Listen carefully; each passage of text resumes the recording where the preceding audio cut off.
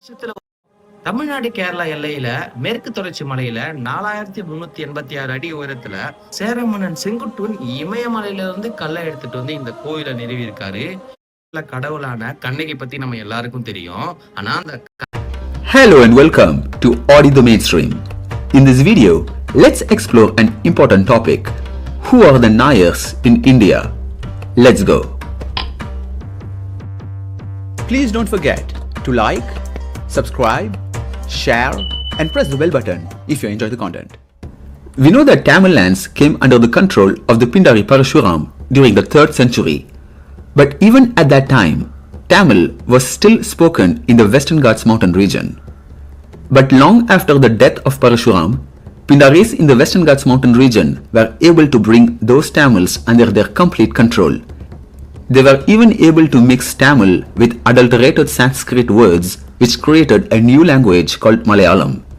Today, those Tamils consider themselves a different race. They call themselves as the Malayalis. Those Pindaris were a minority in that region. But how did they get control of all the small Tamil kingdoms in the entire Western Ghats mountain region? In this video, let's understand how they accomplished that. The people responsible for this are the Brahmins of Kerala known as the Nambudiri Brahmins. They consider themselves to be the descendants of Parashuram. According to them, they migrated into this land which they believe was created by their forefather Parashuram. They claim that he threw an axe into the sea and then this land was magically formed. Today, that land is known as Kerala. Now let's understand the strategy followed by the Nambudiri Brahmins of Kerala at that time. They created a family structure known as Sambandham. This was to create a unique breed of humans that will only play the role of soldiers. This would later be used as a warrior community to attack other Tamil kingdoms. This community of soldiers had a title name called Nair. Nairs have subcastes among themselves like Menon, Nambiyar and Panikkar. These names are still being used today. Now let's understand the system known as Sambandham, which was created by Nambudiri Brahmins and followed by Nairs. But here is an extremely important point. This system is considered as subhuman by many. Some would even call it as sub-animal. I request all viewers to watch this with an open mind. A woman is the head of the household in the family of Nairs. She won't have an husband. She will always be without a man in the house. But this female Nair will have sexual relations with several men. The primary reason for this is to make sure that her children never find out who the real father is in case she becomes pregnant. For example, let's say there's a female Nair and let's say 3 men visit her house for sexual relations. Let's say she gives birth to a boy and a girl. The boy and the girl will know that they are at least half brother and half sister. They will both know that they have the same mother. But they won't know who the father is. Also, none of these 3 men will know who is the real father of these 2 children. When the female child becomes an adult, she will follow her mother's example and also make sure to sleep with many men and get pregnant. This is also to make sure that her children never find out who their real father is. Similarly, when the boy becomes an adult, he is expected to go to any female Nair and get her pregnant. No commitment, no living together and no marriages. He will never know his biological father. He will also never know his biological children. Now here's the $1 million question. Why? Why create a breed of bastard humans who don't know their father or their children? The answer is simple. This is because this breed of Nairs can fearlessly fight in battle. They will not fear death. They will have no family, no responsibility. They will have nothing to lose. Now let's look at the system Nambudiri Brahmins followed for themselves. The eldest son in the Nambudiri Brahmin family will get married to a female Nambudiri Brahmin. It will be a regular family which involves a marriage between a male and a female. But this is only for the eldest son. What about the others? For example, let's say there are two brothers. The eldest son will marry a female Nambudiri, but the younger Nambudiri brother will have to go to a female Nair for sexual relations. Now here's the important point to remember. Once this Nambudiri goes to a female Nair, she is not allowed to sleep with other Nairs or other Nambudiri Brahmins. He will also not marry her.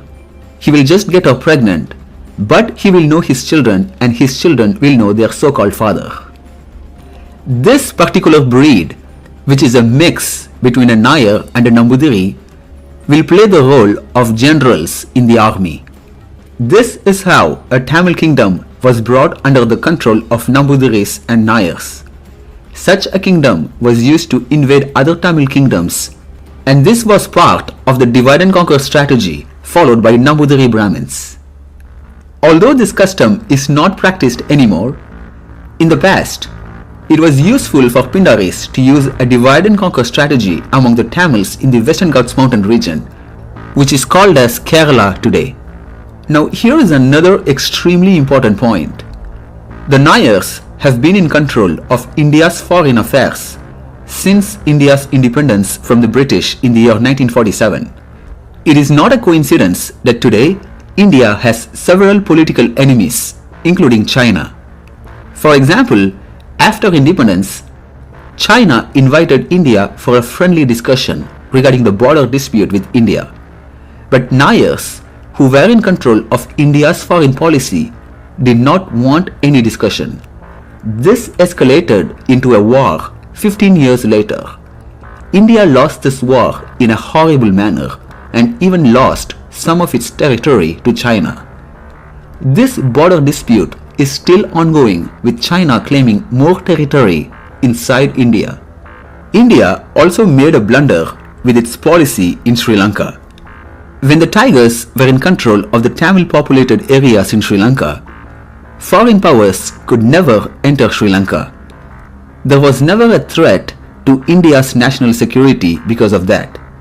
But Pindaris in India, with the help of the Nairs, wanted the Tigers out of the picture.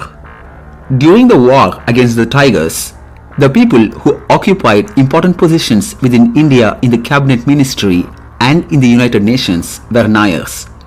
M.K. Narayanan was the National Security Advisor of India. He is also one of the prime suspects in the Rajiv Gandhi assassination, but was never arrested or investigated. Vijay Nambiar was the Chief of Staff in the United Nations. Shiv Shankar Menon was India's Foreign Secretary.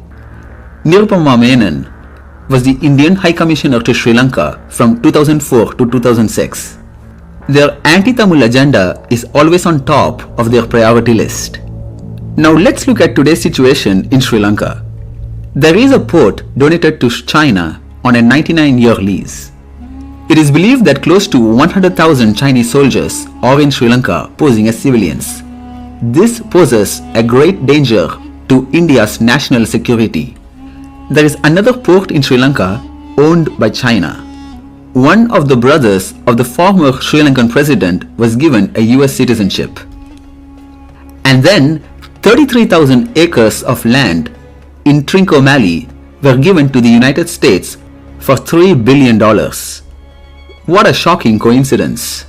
The Nairs have been responsible for historical blunders like this since independence. They have controlled India's foreign affairs and have betrayed the entire country, not just Tamils. KPS Menon was India's first foreign secretary. His son KPS Menon Jr. was also India's foreign secretary. His grandnephew Shiva Shankar Menon was India's foreign secretary and then became the national security advisor. N.R. Pillai was India's first cabinet secretary. V.K. Krishna Menon was the Minister of Defense during India's war with China in 1962. The list goes on and on. Thanks to the popular channel Sengol TV. This is where I got all the information for this video.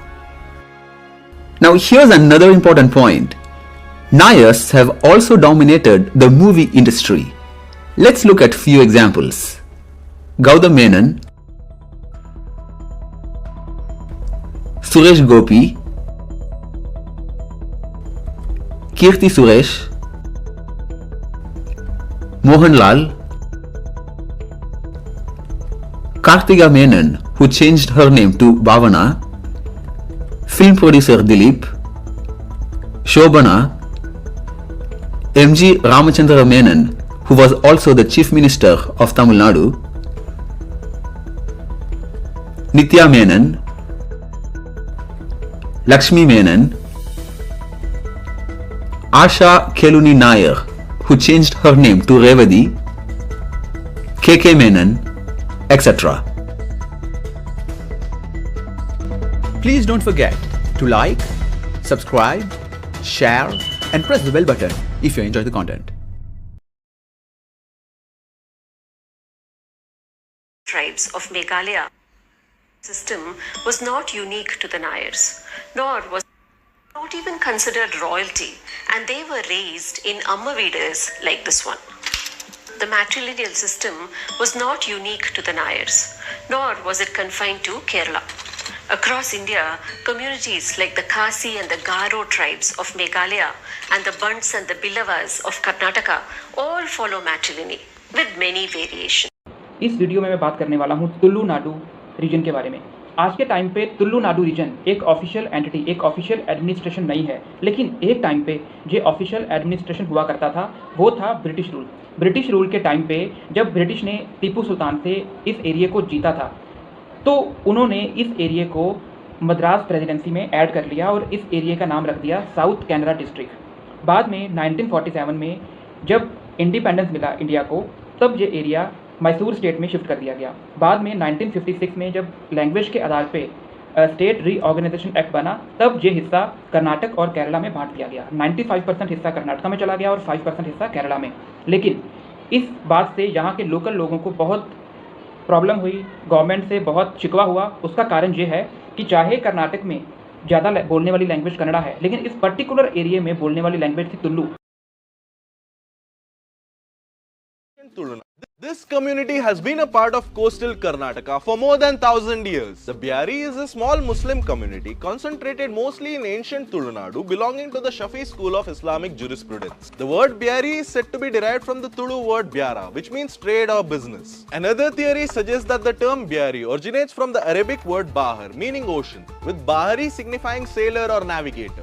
It is speculated that the Byari community engaged in trade with the Arab merchants who frequented the coastal regions of South India, particularly Tulunadu and Malabar. Historical records indicate prosperous local merchants in coastal Tulunadu traded with the Arab merchants via the Arabian Sea, even before the Islam's arrival in the Arabian Peninsula. This trade led to the cultural exchange, with some Arab sailors marrying local Tulu-speaking women, blending Arab and Tulu cultures. This interaction, along with the matrimonial ties and the religious propagation, gave rise to a distinct ethnic group, the Byari community of Tulunadu. For more such videos, subscribe.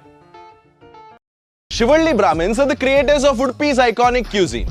Shivalli Brahmins are a Brahmin community who migrated from the northern Aicha Chatra and settled in the southern Tulunadu, particularly in the village of Shivalli near Udupi, which gave them their name. Historically, they are believed to have been brought to the region by Mayuravarma, the founder of the Kadamba dynasty, who sought to establish a learned and religious class in the area. Another tradition holds that Parshurama, the legendary sage, invited them to Tulunadu to inhabit the land reclaimed from the sea. The Shivalli Brahmins are more of a recent origin, dating back to the 13th century, and are predominantly followers of the Dvaita philosophy introduced by Madhvacharya. Over time, they became integral to the cultural and religious fabrics of Tulunadu, serving as priests and custodians of the renowned Udupi Sri Krishna temple. Their surnames often reflect their places of origin, profession, or even geographical directions. The Shivalli Brahmins are credited with the creation of Udupi's iconic dishes such as Udupi Sambar, Puliyogare, lemon rice, and even Holigi, which have become staples of a South Indian cuisine. For more such videos, subscribe.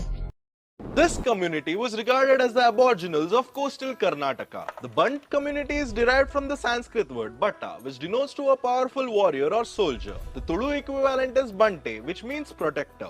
Classified under the serpent lineage, Nagavamshi of the Kshatriyas, in the Varna system, they were revered for their bravery and strength dominating the region.